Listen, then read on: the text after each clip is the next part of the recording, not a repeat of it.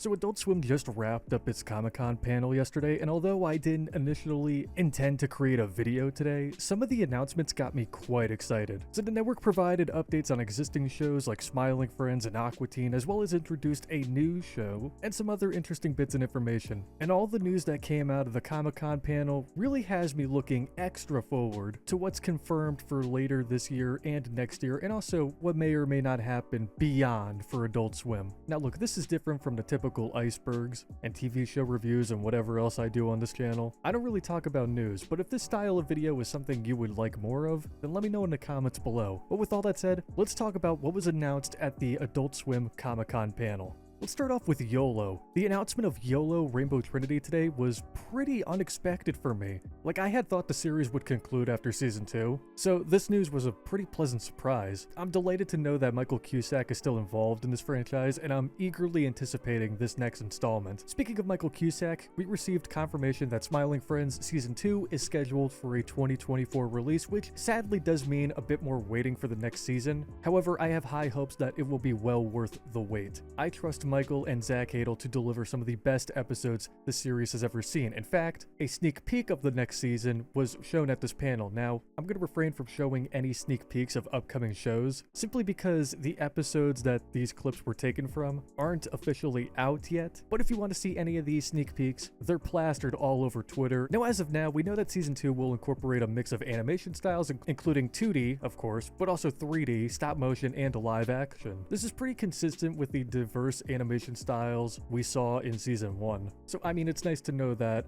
multiple animation styles are coming back, because you guys know I'm a sucker for when TV shows incorporate a mixture of different animation styles. There's also a rumor circulating that Mr. Frog might make a return in the upcoming season, which is exciting because he's such an iconic character. And I mean, if Mr. Frog is willing to make a comeback, then maybe we'll see more returning characters. But either way, I'm eagerly looking forward to this new season. Now, why don't we dive into what is my favorite Adult Swim series, Aqua Teen. While it's not breaking news anymore that Season 12 was announced earlier this year after the success of the new movie Plantasm, we now have more details about when the new season will premiere and who will be making guest appearances, along with some other exciting developments. And just like the Smiling Friends segment of the panel, viewers were given a sneak peek at the upcoming season. Now again, I'm going to refrain from showing any of these clips, but there are images and stuff all over Twitter. Again, if you want to just check out my profile, I retweeted a bunch of stuff. You could also go to Swimpedia and Adult Swim Central. They've been posting all day. Shout out to those guys.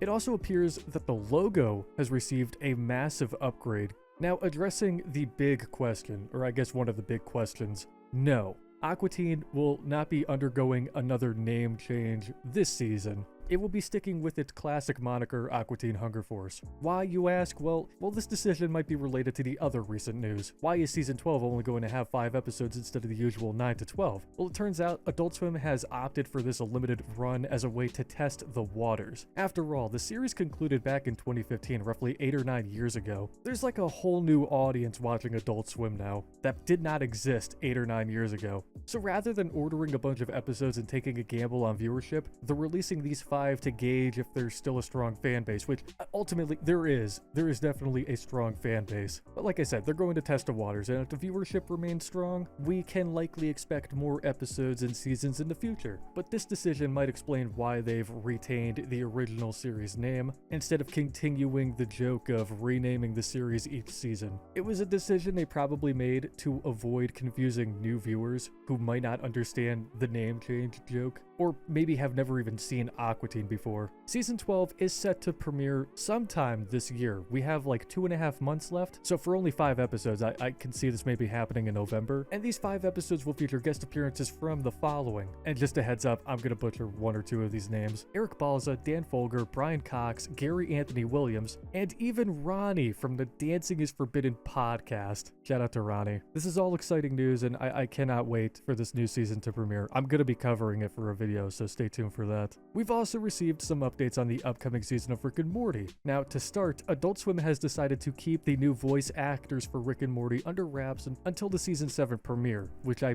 believe is tomorrow? A move that makes sense in my opinion. Personally, I don't have an issue with the new voice actors. I think they come pretty close to capturing Justin's character voices. Morty in particular sounds quite similar, though Rick, at least for me, he could use a little bit more work, but overall, I think they sound pretty close, and I'm okay with that. It's pretty evident that the Rick and Morty team is quite confident about these upcoming 10 episodes. We already know that several familiar characters like Mr. Poopy Butthole are making a return, and they even released the cold opening of the season premiere featuring him on YouTube for those interested, and good God, he looks miserable. Also, the voice actor for Mr. Poopy Butthole, I'm assuming it's the same one as Morty, but I could be wrong. Phenomenal job. I love the voice. I think the new voice actor killed it. Now, according to what we were told today, as we move through the season, we could expect to encounter entirely new characters and worlds that we've never seen before. This season is going to explore the series' canon while introducing fresh concepts and ideas. The Adult Swim panel also emphasized that the spaghetti episode of Rick and Morty is going to be a major one, so be sure to stay tuned for that. Now, during the Adult Swim panel, Michael O, he's the current president of Cartoon Network. He basically provided some answers to several burning questions about various Adult Swim shows, and here's what we know. There are no plans for a season 3 of Ball Masters at this time, and there are also no immediate plans for a continuation or revival of Xavier Renegade Angel, although Mike O acknowledged that it's a possibility. Frisky Dingo was brought up, and according to Mike O, he doesn't believe that the creators are interested in doing it, which I think is kind of interesting. Close Enough, which is JG Quintel's adult animated series,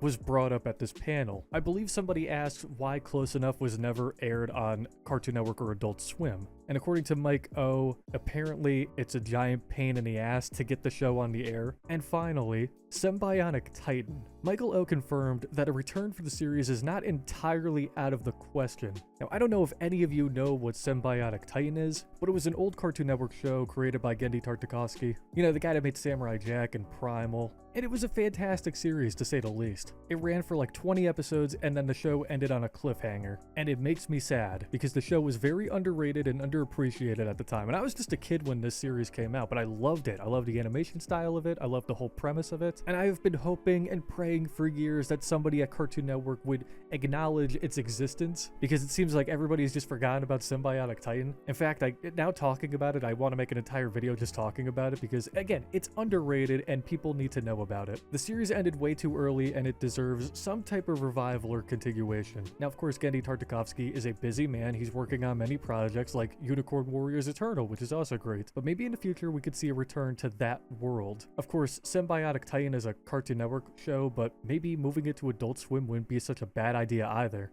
I don't know, I guess we'll have to wait and see. Either way, I'm just happy that somebody finally asked about Sym-bionic Titan. We did get an update on Checkered Past, which is Adult Swim's new 2-hour block that plays classic Cartoon Network shows like Ed, Edd and Eddy, Dexter's Lab, Billy and Mandy, and Courage the Cowardly Dog. And as of now, there are no plans to incorporate other classic shows, but I could totally see Checkered Past eventually incorporating other old shows into the mix, like maybe Cow and Chicken or Powerpuff Girls. The good one, not that other crappy thing they tried to do. That was awful. In the future. As of now, the block is really only a couple of months old, and there are a lot of episodes of Ed, Edd and Eddy, Dexter's Lab, Billy and Mandy, and Courage to go through, so I don't really expect them to start mixing in different shows until maybe next year, if anything. But I can guarantee you, at some point, they're going to be like, alright, let's start adding in new shows. I mean, it's inevitable. On top of all the news we got today, we also learned that Adult Swim is launching a brand new stop-motion show titled Woman Wearing Shoulder Pads, and I'm not making that up. That is the name of the series, which also happens to be the network's first Spanish language series, which is interesting. The show is created by Gonzalo Cordova, known for Tuca and Birdie,